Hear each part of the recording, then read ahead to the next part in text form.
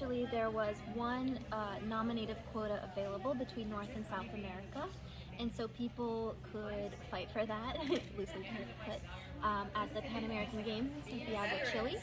And so I competed the best that I possibly could, and I happily won that quota. And so now I am the named place going to the Paris Olympic Games.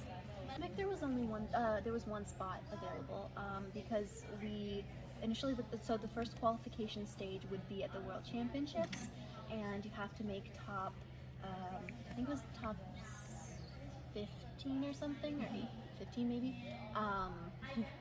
Shows how much I know. In order to qualify to the Olympic Games, and so that would, you had the ability to qualify 2 spots, and so that's not a nominative quota, that's a quota that qualifies the country, and then at like a national championships you find out who gets to go. And so neither I nor my teammate qualified, and I had just come back from a major injury. I broke my foot. I had been non-weight bearing for 4 or 5 weeks, and so I had a very short time to prepare. So while the entire world was drilling their routines, I was lying in bed for a while trying to relearn how to walk. And so I think I did the best that I could. I had clean performances, but it was just a little not enough to qualify. And so then the next option was to qualify via that one spot that was between North and South America, so whoever between the 2 Americas would win it would get the quota.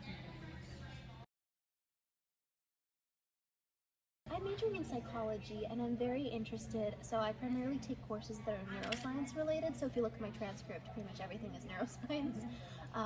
And I'm very interested in the brain-body connection, especially as it pertains to neuroplasticity, so how our brain sort of, with our neurons, adapts to long-term and short-term, I guess, stimuli and experiences, and also with visual mental imagery, which is sort of how you imagine things going on in your head, which is a very, very cool and interesting and emerging field right now, and very relevant for for sports, especially sports psychology.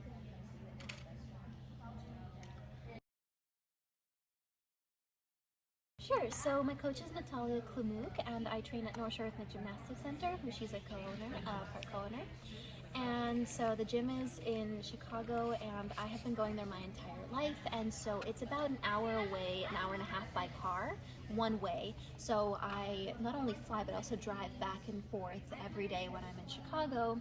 And this is the same gym I've been going for almost 19 years now. I took a little break at some point, and yeah, she's known me since I was like 5 or something, or 4, and we've been building a good relationship. I think as a more mature gymnast, I'm definitely like older than some of my 15, 16-year-old competitors.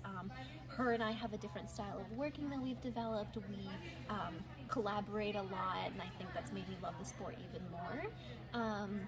And yeah, in terms of flying between the 2 states, a lot of it just depends on communication with my professors and of course with my coach. While I'm in New York, it's not like I take a break, I still practice just a little bit differently. I do a lot of cross training, and then I try to fit all of my homework or assignments in that short little bit of time, and yeah, it's a lot about time management. Yeah, so I think it's about familiarity. People obviously gravitate and get excited about what they know, and I think that rhythmic gymnastics isn't something that a lot of people know. I'm really hoping that this time around there's more conversation about it, and that's part of my goal. Like, I want to leave a rhythmic legacy, and I want to lead the rhythmic legacy, and I want to showcase that it really is a sport. It's a combination, it's a perfect combination of athleticism and art, and I think that perhaps some of the European countries are more familiar with that type of not just aesthetic, but that type of cultural gravity. And so I think that if we continue to introduce it here in the United States, it'll continue to flourish and grow, which is really interesting because more recently I've had more people recognize what rhythmic gymnastics is when I say, I'm like, oh, I do rhythmic gymnastics, and they're like, oh, cool, whereas I used to have to say a lot more often, I still have to say this, but I'd be like, yeah, it's the one with the ball and the ribbon. They do, oh, I remember seeing it in a movie where Will Ferrell was running around with a ribbon. I'm like, oh boy.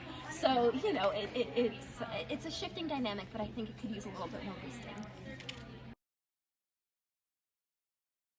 So we train abroad very frequently because as rhythmic gymnasts, there's all of our competitions are abroad with the exception of nationals or national level competitions, and so, or at least that we as a national team would participate in. And so we go abroad a lot, and sometimes you'll have a competition where, for example, I compete at the World Cup in Baku in Azerbaijan, and then a week later I have a competition in Portugal. So where do I go? I can't fly home, so we'll stay in like, for example, the Azerbaijani training center, or we used to travel a lot to the Russian training centers, because they do have very good facilities.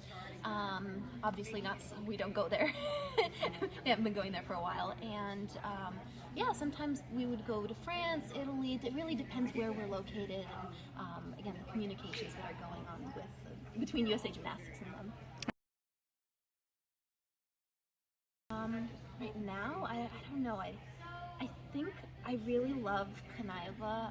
Her style has always been just very well put together and very a good kind of powerful and elegant mixture. And so, yeah, Evgenia Kanaiva, she's from Russia, but she was always very beautiful to watch and very precise too, which is something I strive to be. The Federation USA Gymnastics is definitely trying to make an effort, as is the US Olympic Committee. They're trying to provide more resources for people, not just providers, but also maybe some kind of webinars or education courses for people, both on how to help others and also help yourself. I think there's some good like templates and things that people are willing to work through, and I think that overall the conversation has been evolving.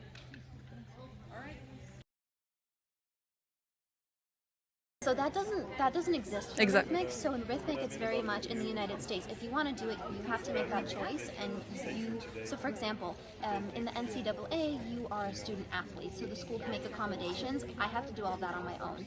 They told me you can talk with the professors, figure it out if you want to do it. And so thankfully, I've had very, very wonderful professors who've been very supportive and helpful, and also understanding and adaptive. But same with my coach. But yeah, I'm technically not a student athlete. I'm a student and an athlete. I love New York. I love how you can enter different places, different cafes, museums, and you feel like you're in a completely different world. And I love traveling. I mean, go figure, it's kind of what I do for my sport. But I think always having a place to come home to, like my campus, which is a little bit more calm, it has my friends, the people there who, you know, cherish me, is always really nice. And then of course in Chicago I come home and I have people there who cherish me, and yeah, so it's very nice to have different communities in different places, and I'm very big on people and getting to know them and things like that.